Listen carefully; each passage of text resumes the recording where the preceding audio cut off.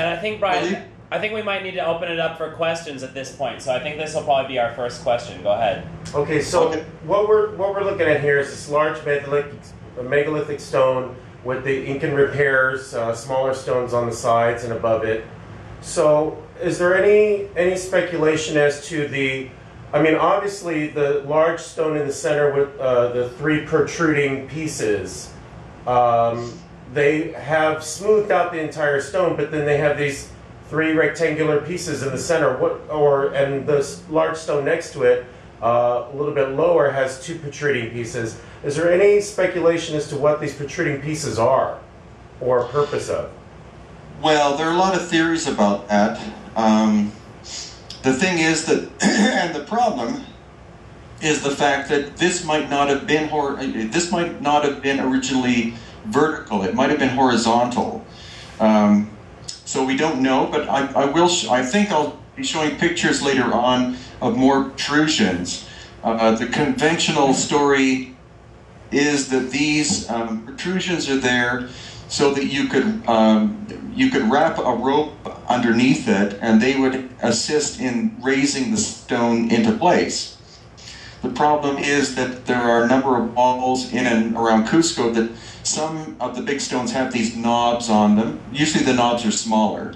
But then other, even bigger stones don't have the knobs. And so the archaeologists, when you ask them that, they say, well, the Inca would have cut the protrusions off, but then they forgot to finish the job, which I think is completely stupid. So we really don't know, why there are these protrusions coming. Some have said that it relates to some kind of tracking of the sun's path because of the shadows that are cast on specific days. But that's, no one I know of can really explain it. Earlier you mentioned in Cusco that the stone, or some of the stones, were actually partially buried, allegedly to earthquake proof it or make it a more solid foundation. What I'm looking at here, it seems to be a dirt ground where people are walking, and there seems to be some kind of pole right there in front of the large megalithic stone. Has anybody ever tried actually digging down to see how far it goes? As far as I know, no, not really, because the thing is that the conventional story about the Sun Temple is that it was something under construction during Inca times, and then they decided to abandon it, because that's why you had these massive multi-ton stones lying all over the place, not just on that location, but down the sides of the hills. But most of them are, were of a condition whereby they looked like they were basically finished and ready to be put into place. And so the thinking now more is that actually that at one time, a long time ago, that the Sun Temple was intact, and that a massive catastrophic event happened, causing it to basically fall apart, almost explode or fall apart. And that's why the Inca found, some of these massive stones on top and tried to reconstruct something out of them. But the ones that were farther down were either broken up to be used for other things, or they're simply just sitting there. They call them the tired stones, or the weary stones, because they theoretically never made it to their proper location. But I think the building was intact and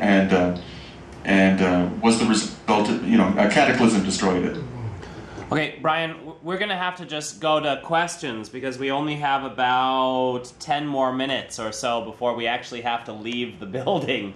Oh, okay. So, I mean, I would love to invite you back to finish the slideshow another time, but I want to give the people who are here a chance to ask some questions. So, who would like to ask Brian a question?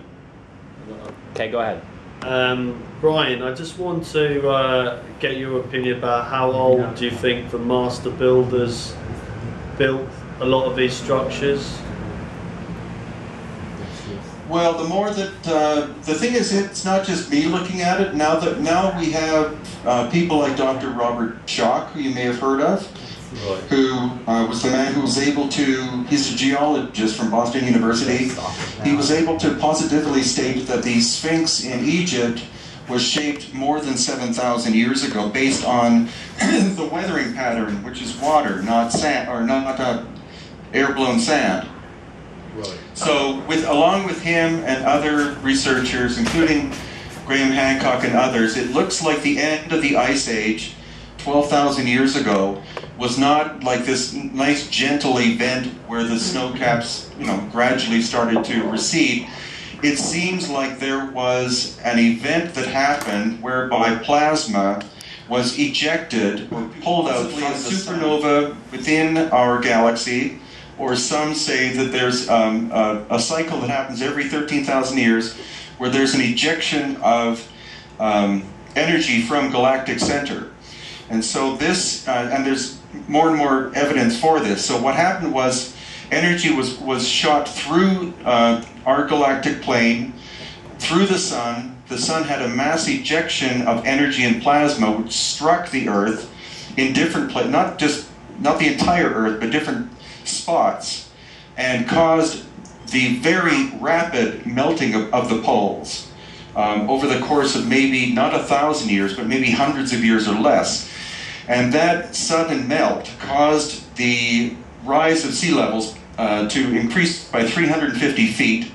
That caused destabilization of our planet, and that's why we are presently at 23.5 degrees rather than being perfectly straight up and down. So what we're looking at is we're looking at the ancient culture existing and dying out about 12,000 years ago because of a global event which destroyed much of the life on the planet, including the megafauna of North America. That's when the mastodons, the saber-toothed cat, etc., suddenly went extinct over a very short period of time. So we're looking at 12,000 plus years ago, and there's mounting evidence in Egypt as well that some of these buildings date back to that time and before that. Interesting, thank you. Okay, other questions? Okay, I have a friend who is not able to make it tonight, but this was what he wanted to ask if he was. Is that if the rulers, say, of pre-Incan or Incan civilizations had unlimited manpower and time, couldn't they build anything they wanted to? Well, the problem with the slave theory is that I'm a master cabinet maker and I'm a master sculptor. So I started when I was 10 years old, and it takes incredible hand-eye coordination to be someone who can make fine furniture or to be a good mason, like stonemason. So a very small percentage of any population would have the hand-eye coordination to be able to make, to do fine workmanship, to be honest. Like anybody who, anyway. So that's highly unlikely because they didn't have unlimited time. The Inca civilization, as a high civilization, only lasted 100 years. But again, in the archaeological record, there is only bronze chisels and stone hammers, and you can't shape hard stone with those materials efficiently. It's the equivalent of trying to cut through a piece of wood with a plastic knife. You can't do it because the tool bends, or the tool, the surface just disappears. So that's why, fortunately, I'll be with Robert Schock in 2 weeks, I think it is. He'll be coming here, and we're going to Tiwanaku and Pumapunku in Bolivia, as well as Easter Island. And as a geologist, he's going to look at the weathering patterns of the stone, and he should be able to tell us with some degree of accuracy how many hundreds or thousands of years it would have taken for the present surface to reach that point. So it's quite exciting stuff. Great. Okay. Other questions? Yeah. Okay. So there were some pictures where we could see like this hole inside the stone, very precisely made, and a very thick and very hard stone. So let's say it was done by some means of thermical, vaporizing and then just opening into the stone. I mean, can we have, like, for in archaeology they can use like they use this stuff, for example pottery, and we can trace how old this pottery was. Like there are means of how to do that. So I mean, if there is some kind of thermical treatment of that stone, we should be able to know that. So is it possible to make some research like that, so we will know maybe what if it was a laser? What if it was some kind of technology that we don't know? I mean, if there is a thermical treatment, we should be able to find out that and to know that. Is there any? Yeah, well, as you know, the thing is that as weird as it sounds, that's exactly where we're starting to look, because the kind of technology we have, like saws and drills and things like that, a lot of the surfaces that we're looking at, you can't cut it, you can't remove the stone with that kind of, with what we have. So, funnily enough, there's an engineer coming in a month and I think 5 weeks from now, an American, and he is part of a team in the US and probably international that are looking at ways of using high vibrational technology in order to try to change temporarily change the molecular structure of materials like stone in order to make it plastic. And so what we're starting to think is that indeed this ancient civilization or civilizations had the ability to temporarily turn stone into a not pourable, but moldable fashion without increasing the temperature of the stone. But that's the stuff of science fiction, but that's what engineers are literally looking at now. Okay, other questions? Yeah? Brien, there's a lot of, I've seen a lot of information on the new site in Corral. Is there any sort of link between these megalithic structures and the pyramid complexes they've been discovering out there? Yeah, well, the thing about Corral, the profound thing about Corral is that it has been carbon dated at being at least 5,000 years old as a ceremonial city, based on the finding of plant material, etc., that they can carbon-14 test. The thing is that the structures at Corral are not very profound, in that, again, what we find is local stone, not well shaped, with clay mortar used as the cement.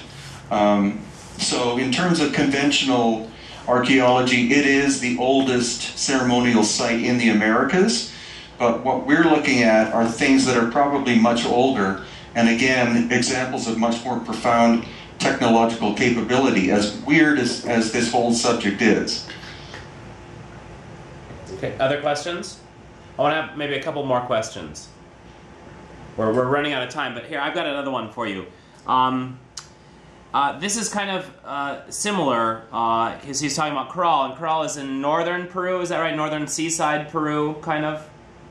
The desert area. Yeah, it's about 2 hours or 3 hours drive north of Lima. So I've done a bit of research, and there are a lot of either undiscovered or unexcavated pyramids on that side.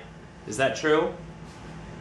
Well, there's so much there. If you even if you want to go ahead and do a Google map search of Corral, and then pull back and start to go inland, and then start to go north, and you'll see these square and rectangular impressions in the earth of places that archaeologists don't even know exist yet. So the ancient population of the coast of Peru was probably multiple millions of people.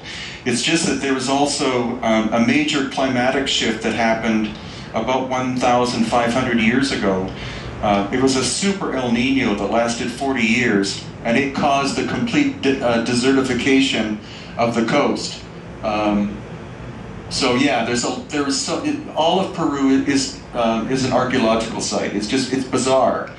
You don't have to go far from one point to another where you stumble across something. So clearly, there were millions upon millions of people living in Peru and Bolivia over the course of a very, very long, extended period of time.